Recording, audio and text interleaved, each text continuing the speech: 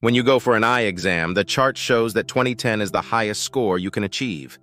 However, glasses are typically adjusted to correct vision to 20/20, not 20/10. Did you know about this? When I inquired at an optician's about making glasses that correct to 20/10, they mentioned that they had never made glasses like that and it might not be possible. Curious if it was just this place, I asked at other opticians and eye clinics. But they all said that if your corrected vision is 20/20, they do not increase the prescription beyond that. Why aren't glasses adjusted to 20/10, you might ask? Though the eye chart includes levels like 20/13.3 and 20/10, glasses are typically adjusted to 20/20 because this level ensures that the image is projected precisely on the retina, a state known as emmetropia. Adjusting glasses to 20/20 achieves this precise projection on the retina, which is why this setting is used. People who visit optical shops usually do so for myopia, hyperopia, or astigmatism. For those with myopia, the image forms in front of the retina, so concave lenses are used to move the focus back onto the retina. For those with hyperopia, the image forms behind the retina, so convex lenses are used to pull the focus forward onto the retina. This adjustment usually corrects vision to between 20/25 and 20/20 for most people, excluding those with amblyopia. So most people with vision problems have myopia, hyperopia, or astigmatism, and with glasses can achieve a vision of about 20/25 to 20/20. But wouldn't it be nice if, since you're paying for glasses anyway, you could see with a vision of 20/10? What would happen if you forcibly used glasses adjusted to 20/10? Wearing glasses corrected to 20/10 would make everything extremely disorienting. Although you might be able to see very distant objects clearly, closer objects would become much blurrier. Why does this happen? Glasses designed to correct vision to 20/10 overcorrect the focus, causing images to be projected too far back onto the retina when looking at near objects.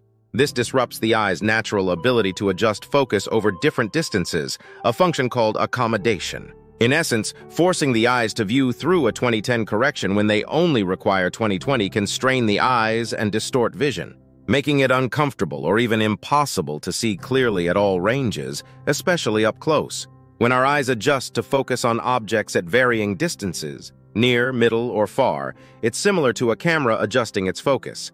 This adjustment involves changes in the thickness of the eye's lens, controlled by muscles that either compress or relax the lens.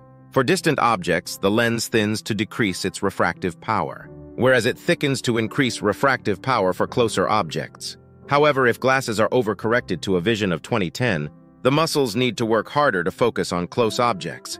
Overusing these muscles can lead to discomfort, such as eye strain or dizziness. It's interesting to note that children often demonstrate visual acuities of 20/10 or higher during eye exams, which indicates their ability to see even very small details on an eye chart.